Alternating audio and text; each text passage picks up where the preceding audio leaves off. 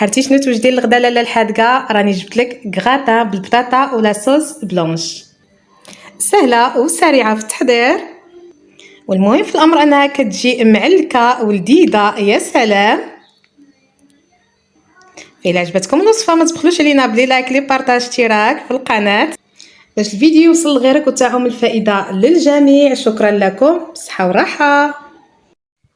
بسم الله على بركه الله. غنحتاجو 2 حبات ديال البطاطس اللي نقيتهم وغسلتهم وغادي نقطعوهم مكعبات، الشكل اللي غيكون ماشي غليظ وماشي رقيق، بهذا الشكل هكذايا،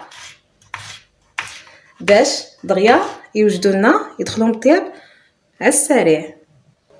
من بعد ما قطعتها مكعبات متقاده راني كنغسلها 2 حتى 3 ديال المرات، كنوضعها في شبيكه وكنخليها كتسقطر. من بعد كذلك كنحتاجو صدر ديال الدجاج، كنقطعوه حتى هو مكعبات بحال الطريقه ديال البطاطا هكذايا، طريفات صغار باش دغيا كيدخلوا للطياب. من بعد نحتاجو 2 ضريسات ديال الثومه وحبه ديال البصله اللي تكون صغيره، نقطعوها حتى هي مكعبات رقيقه.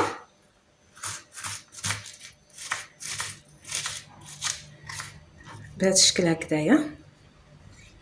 بالنسبه للتتبيله اللي غنستعملوها للدجاج، عندي شويه ديال الربيع مقطع اللي هو معدنوس، معلقه ديال المطاف. بالنسبه للتوابل عندي مليحه، الملحه كتبقى حسب الذوق، معلقه صغيره ديال القزبر حبوب مدقوقه، نص معلقه ديال السكينجبير، راس معلقه ديال الخرقوم، ونص معلقه ديال الابزار. نخلطوا المكونات مزيان ونخليو الدجاج يرقد لنا في هذه التتبيله هذه. بالنسبه لهاد 2 ضريسات ديال الثومه غادي نحكهم، نخلطوا المكونات مزيان ونخليوه يرقد لنا في هاد التتبيله هذه. هنا في مقلاة والزيت راها سخونه، غادي نوضع هنايا البطاطا التقلاليه،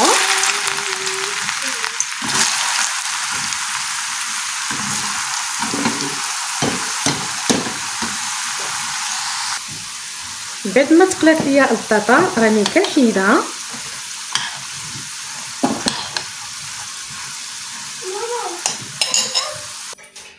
هنايا في نفس المقلاة غندير البصله،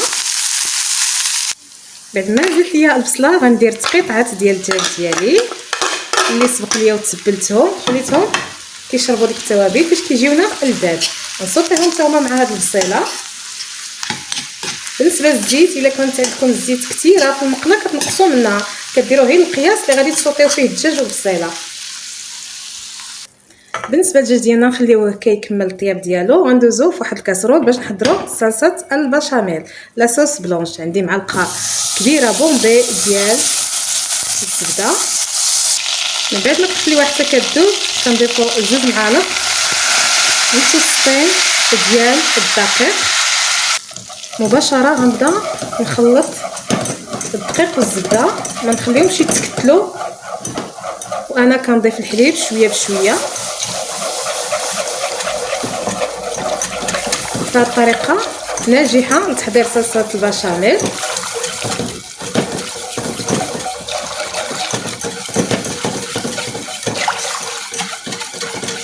غنبدا كنحرك مزيان هكذايا، ما نتوقفش على التحريك باش ما يتقعد لياش الدقيق في القعر ديال الكاسرول ويتحرك ويعطيني مذاق غير مستحب في الصلصه ديالي.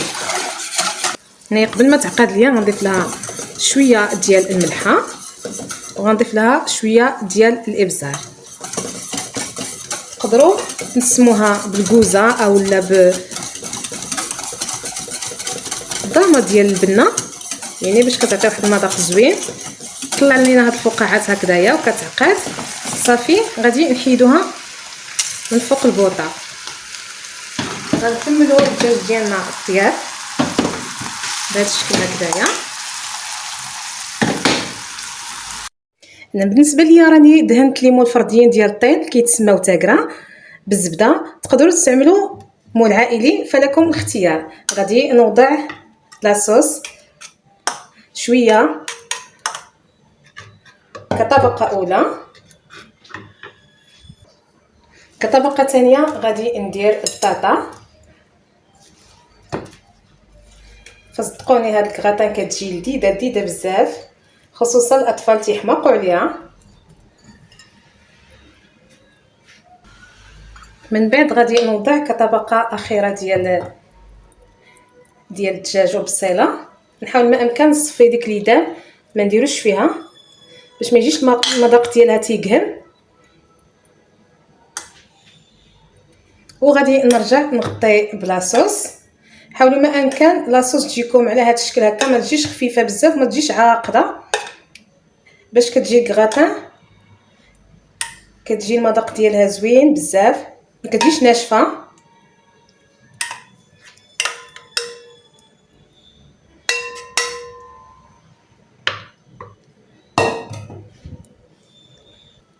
من بعد كطبقه اخيره غادي نضيف لها جبن ديال الموتزاريلا. صافي غندخلها الفران. الفران كيكون سخون من قبل، درجه حراره كتكون متوسطه، تكراتينا ونخرجها تقريبا 15 دقيقه. كنتمنى ما تبخلوش عليا بلي لايك لي بارطاج اشتراك في القناه. شكرا لكم على المشاهده، بالصحه والراحه، والى نلتقى في فيديو اخر ان شاء الله.